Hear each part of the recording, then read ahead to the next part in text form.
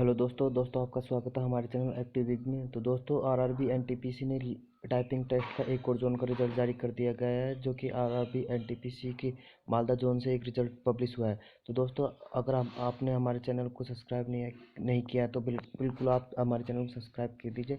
तो दोस्तों मैं आपको ले चलता हूँ कि आरआरबी चेन्नई की ऑफिशियल वेबसाइट पर। तो वहाँ से आप देख सकेंगे कि आरआरबी मालदा जोन का जो टाइपिंग टेस्ट का रिजल्ट है ना, वो अभी अभी जारी कर दिया गया है। तो दोस्तों देख सकता हूँ आरआरबी चेन्नई की वेबसाइट पर। जैसे ही आप टाइपिंग सेक्शन को क्लिक करोगे तो आपको एक सेक्शन खुलेगा जिसमें आपको बताया जाएगा कि आरआरबी मालदा जोन का टाइपिंग का रिजल्ट भी जारी कर दिया गया है। तो आप इसमें अपना अपना मोबाइल अपना registration number and date of birth डालकर अपने टाइपिंग टेस्ट का रिजल्ट देख सकते हैं। तो थैंक यू, धन्यवाद।